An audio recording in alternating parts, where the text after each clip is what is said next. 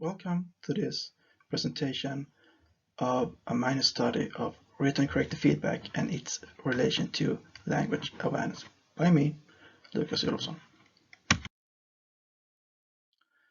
In this presentation, I will present the research technique that I used, what language features I focused on, and what constitutes or define language awareness, written corrective feedback, in direct corrective feedback and indirect corrective feedback with example and results.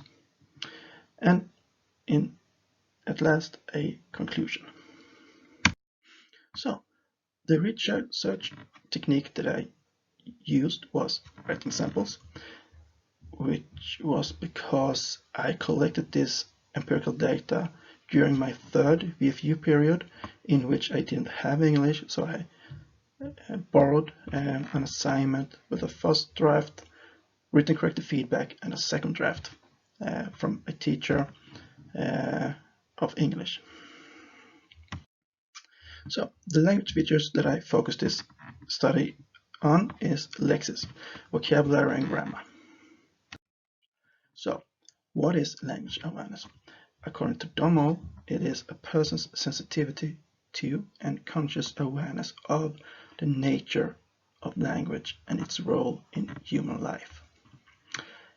According to Association of Language Awareness, it is explicit knowledge about language and conscious perception and sensitivity in language learning, language teaching, and language use.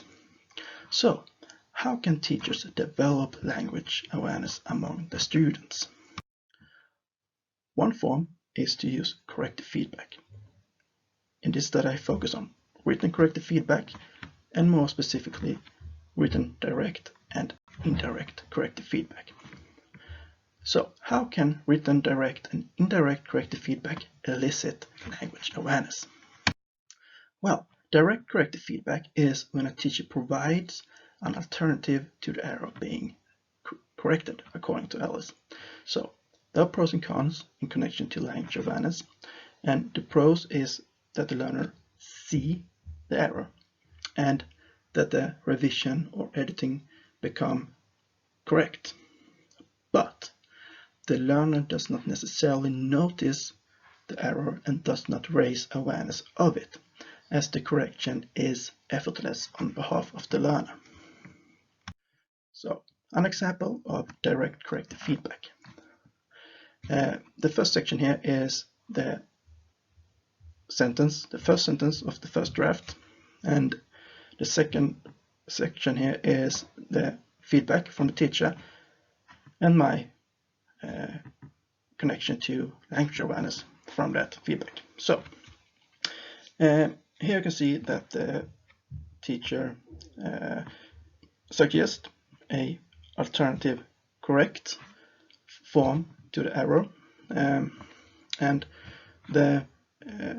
I have highlighted some parts of it in yellow because I believe that if the learner had chose to pursue and question, for instance, why does she suggest this, the learner could have led to elicit language awareness, but it's not likely. Just as Ellis argue, in the second draft, the learner does just copy-paste the alternative provided by the teacher, indicating that no elicitation of language awareness takes place. So that means that there is no gain in either awareness of lexis or semantics for the learners. So then you have written indirect corrective feedback, and that is when a teacher highlights in some way an error but does not provide an alternative. So the pros and cons in connection to language awareness is the pros: noticing, as it forces the learner to think of the error and how to correct it, thus raise awareness and attention to details in the language as well as differences between their own production and the target language, just as the Association of Language Awareness definition says. The cons is that is, it might not be well a good thing to do with low-level learners. So an example of indirect corrective feedback. So as in before, the first section here is the original sentence from the first draft, teacher's feedback in yellow, and my connection to language awareness from that. So you can see here how the teacher just asked the learner to change the sentence to leave I out, which actually the learner does, and by that show that language awareness is elicited. As she or he changes the sentence to, in this text, the two authors, Helen Fielding and Jane Austen, deserves to be mentioned and supported. And one thing that show that language awareness is elicited is that she or he has put in a word like deserves in the sentence. Even if the word supported could be questioned, as support might not be what the authors need or want.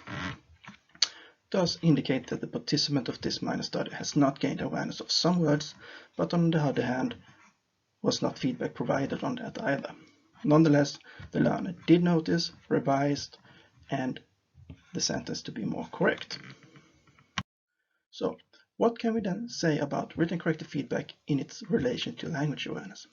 Well, studies show that the correlation between written corrective feedback and acquisition of language awareness cannot be determined.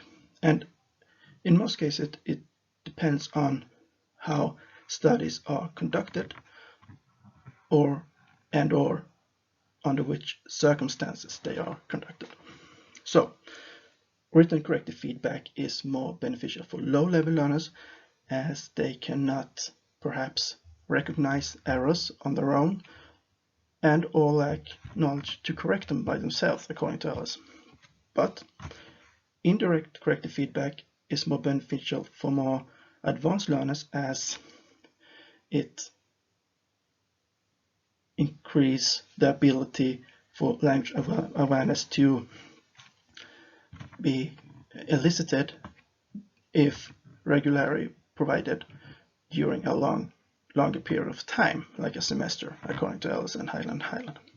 But Highland also argues that feedback at the general level is context-based.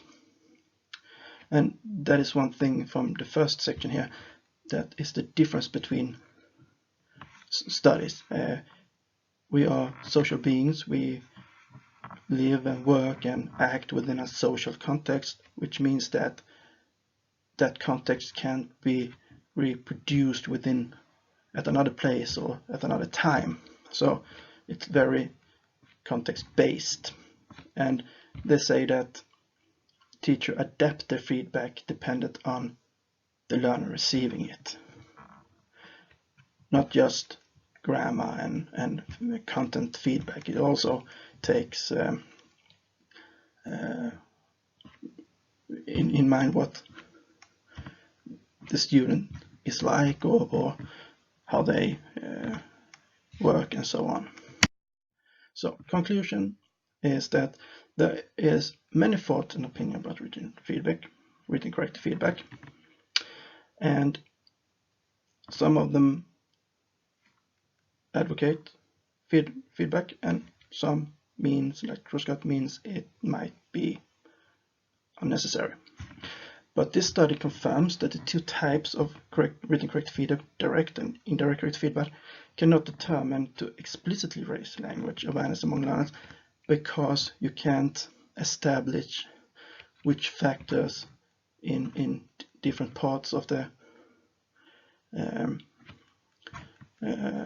feedback is